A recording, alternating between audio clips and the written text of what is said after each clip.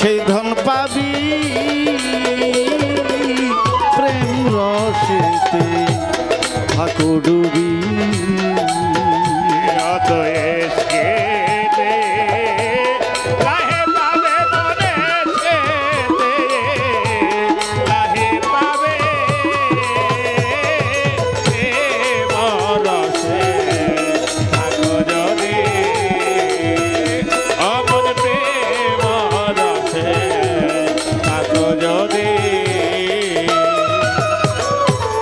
হালিম বলে ভক্তির বলে দূরের জিনিস সামনে পাবি ও ভক্তরে।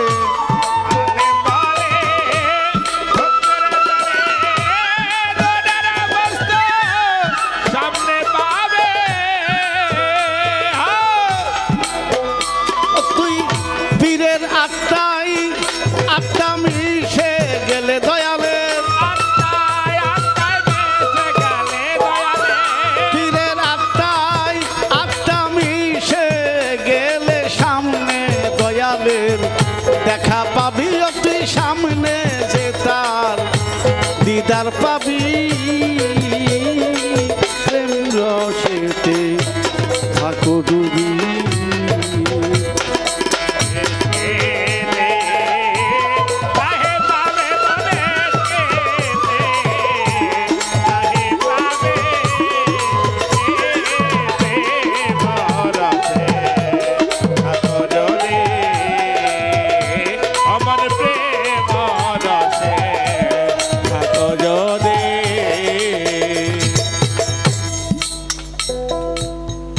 ফিরোজ ভাই আছে?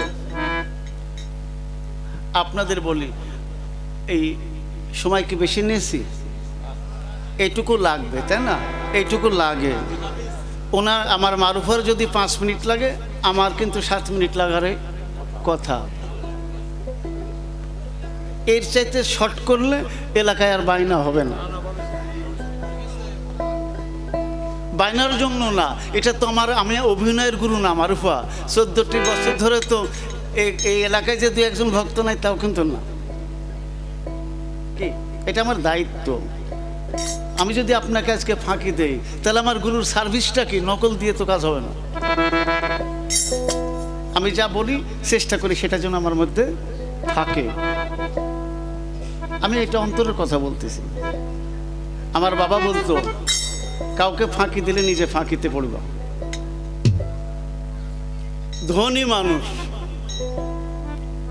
ধনী মানুষ গাভী কিনেছে, বাজান না তো গাভী কেনার পর থেকে ঘটনাটা একটু ভিন্ন রকম। বলবো 1 মিনিট। রাত্রি যখন 2টা-3টা বাজে তখন কুকুর ঘেউ ঘেউ করে ওই বাড়িতে। তো ধনী মানুষটি ভাবলো গাভী কেনার আগে তো এই ঘটনা ছিল না, তে কুকুর ঘেউ ঘেউ করে কেন? একটা জ্ঞানী লোকের কাছে গেলেন। জ্ঞানী লোক বললেন যে আপনি ধনী মানুষ, গভীর রাত্রিতে আপনার বাড়ি কুকুর ডাকে কেন? সিসি ক্যামেরা লাগান, প্রমাণ হয়ে যাবে। CC camera লাগালেন। 1 রাত চলে গেল, ওইটা মনিটরে প্লে করতেছে। দেখে যে গভীর রাত্রিতে রয়্যাল বেঙ্গল একটি টাইগার ওই গাভীর কাছে আসে, এসে চারদিক দিয়ে ঘুরে, কামড় দেয় না। আর এই বাঘকে দেখে তখন কুকুরেরা ঘেউ ঘেউ করে। এটাই তো সবই। তো জ্ঞানী লোকটাকে গিয়ে বললেন যে গভীর রাত্রিতে আমার এই গাভীর কাছে একটি বাঘ আসে স্বাস্থ্যশালী। তো কেন বাঘ আসে এটা জানতে গেলে যেই হাটে থেকে গরু কিনেছেন ওই হাটে দেখেন গরু বিক্রেতার নাম আছে, মোবাইল নাম্বার, ঠিকানা ধরে যান, সে তথ্য দিবে বাঘ আসে কেন। তো সত্যই ওই গরু কেনার স্লিপটা ছিল, ওই স্লিপের ঠিকানা ধরে তার বাড়িতে গেলেন। গিয়ে দেখছে লোকটি দিনও গরিব, জঙ্গলের ধারে বাড়ি, ওই গাভীটির দুগ্ধ বিক্রি করে সে চলাফেরা করে। তো বলল ভাই আমার বাড়িতে আপনার গাভীটা কেনার পরে এই বাঘ যায় কারণটা কি? তো বললো দেখেন মন খারাপ করবেন না, ভয়ও পাবেন না, জঙ্গলের ধারে বাড়ি, ওই বাঘের বাচ্চাটা যখন হয় মা মারা যায়, বাঘিনীটা মারা যায়, আর ভাগ্যক্রমে আমার এই গাভীর বাছুরটি মারা যায়। জঙ্গলের ধারে দড়ি দিয়ে ঘাস খাওয়ার জন্য দিয়ে দিই। ওই বাবু বাচ্চাটা বাঘের এসে এই গাভীর কাছে ঘোরাঘুরি করতে করতে মাতৃস্নেহে আবদ্ধ হয়েছে, তাই আজকে স্বাস্থ্যশালী হয়েছে বটে। আমি অর্থভাবে গাভীকে বিক্রি করে দিয়েছি, কিন্তু সে মায়ের ভালোবাসা ভুলতে পারে না, তাই সে ভালোবাসা দিতে যায়।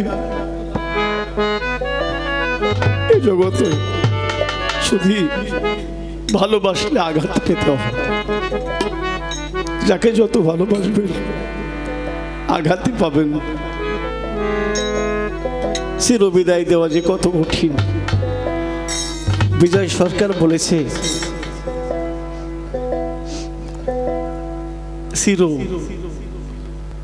সমুদ্রে জলজাহাজ থাকে, কলের জাহাজ জলে চলে, পিছনে তার ঢেউ, ভিতরে ধুধু করে কত আগুন, জানে না তো কেউ। জলের মধ্যে থাকে ইঞ্জিলে ধুধু আগুন, কিন্তু অনন্ত জলে তার সেই আগুন নেবে না। আমরা যে ব্যথা অতীতে দিয়েছি এটাই তো শোধ করার সুযোগ নেই মারুফা, আর কাকে কত ব্যথা দিব। কবি রচিত সরকার বলেছে, ব্যথা দিব কারে, যার কাছে ব্যথার বোঝা। গোলাম আব্দুর রহমানও বলেছে, যার কাছে ব্যথার বোঝাটা নামাবো তার কাছে গিয়ে দেখি যে আমার চাইতে বেশি ব্যথা তার কাছে।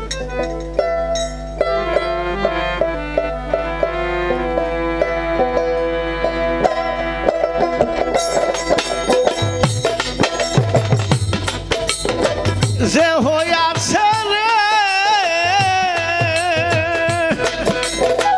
যে হইয়াছে পীরের অধীন, দয়াল প্রেমের হইলে অধীন, জমে দেখলো ভয় করে, তারে কি আর জমে ধরতে পিছু যারার অন্তরে, আমার পিছু সাজার মাইনুল সাঞ্জার অন্তরে, বাক্কার তারে কি আর জমে নিতে পারি।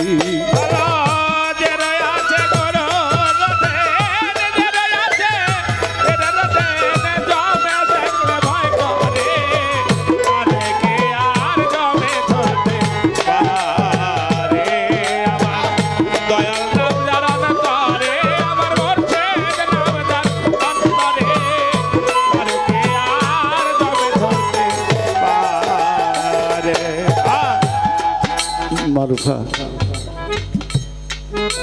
মা কালো,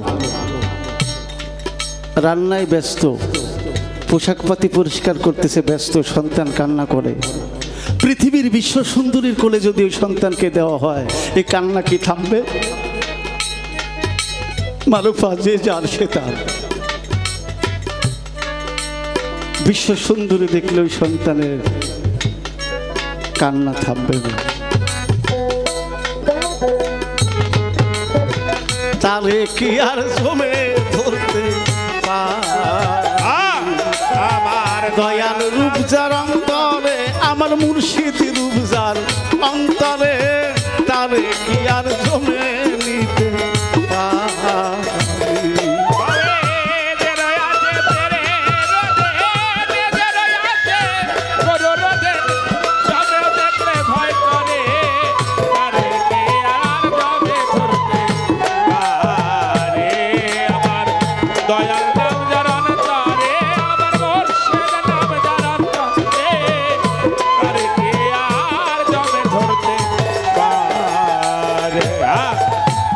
ছোট দয়াল ছবি রাখলে অন্তরায়, ওরে পীরের ছবি রে বাজান রাখলে অন্তরায়,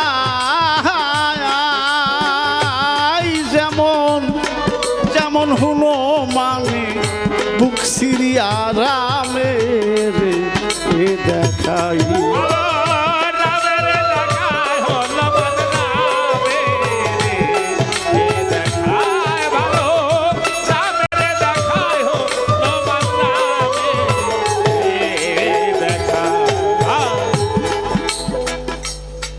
ভাইজান, ফিরোজ ভাই, এলাকায় কি সনাতন ধর্মের লোক আছে?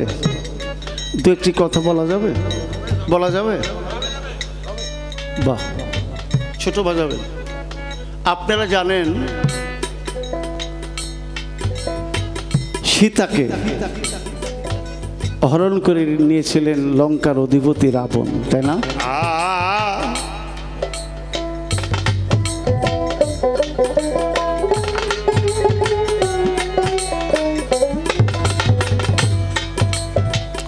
রামচন্দ্র বললেন ভক্তদের তরে, তোমারে জানাই এমন কোন ভক্ত আছো লঙ্কা হতে আমার সীতাকে এনে দিবে আমার ঠাঁই।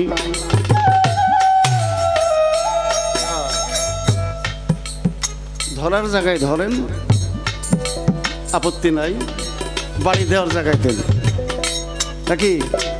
সুন্দর। লক্ষ লক্ষ ভক্ত কেউ বলল আমি পারবো না, সবাই বলল, কিন্তু হনুমান আসিয়া বলল দয়াল আমি যাইতে পারি।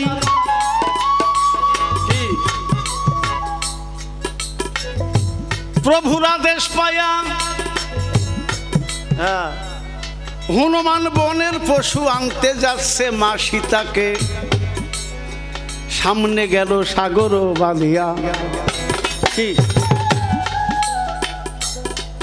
সাগর পাড়ি দিবে, কেমন করে যাবে লঙ্কাপুরে, ভাবিতেছে মনে।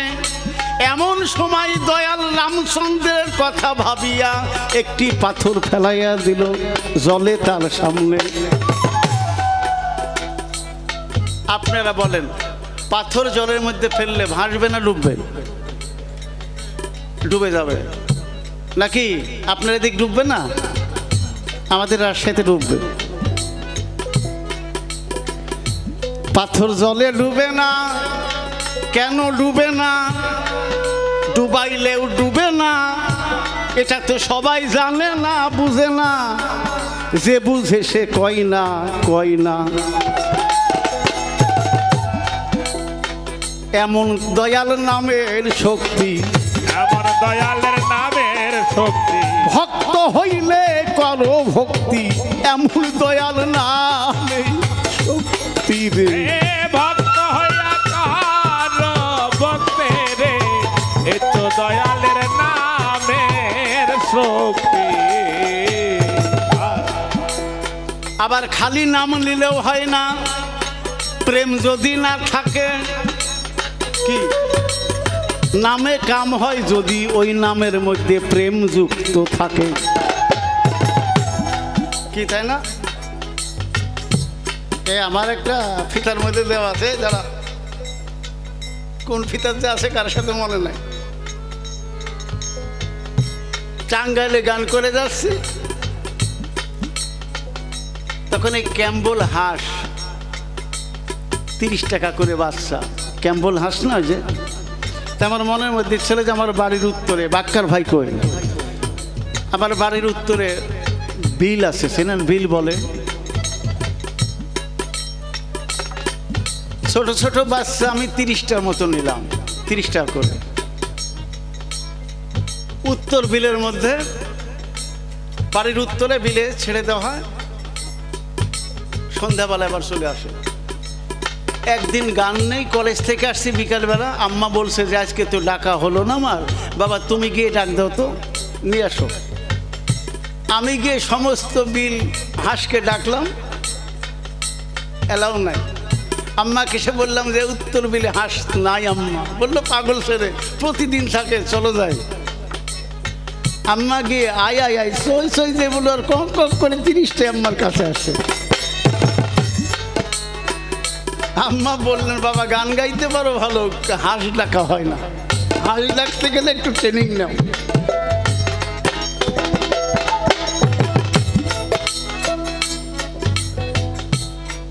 আমি ছোট করি, হনুমান মা সীতাকে এনে দিলেন রামচন্দ্রের সামনে। সীতাকে পাইয়া রাম বলল সকল ভক্তকে ফুলের মালা পরাবো নিজ হাত দিয়া। কারণ এক ভক্ত আমার সীতাকে উদ্ধার করে দিয়েছে, আমার যত ভক্ত আছে সকলকে আমি সহস্তে ফুলের মালা দেব। রামচন্দ্র গুরু সকলকে মালা দিচ্ছেন। দিতে দিতে কি হইল, হনুমানের কাছে গিয়া মালা শেষ হইয়া গেল। যার কারণে পাইল মালা, তার কারণে পাইল মালা, তার কাছেই ঘটিল জ্বালা। যার কারণে পরাইল মালা, তার কারণে ঘটল জ্বালা গো, যার কারণে পাইল মালা। রামচন্দ্রের মন খারাপ, সীতাকে বলল, সীতা, যার কারণে লক্ষ লক্ষ ভক্তকে ফুলের মালা দিলাম, কিন্তু আমার হনু যে ফুলের মালা ফুরাই গেছে। মা সীতা বললেন, প্রভু মন খারাপ করবেন না, উহা ফুলের মালা আর আমার গলে আছে হীরামতির মালা। আমি এই মালাটা ভক্ত হনুর গলায় পরিয়ে দেই। বলো যাও।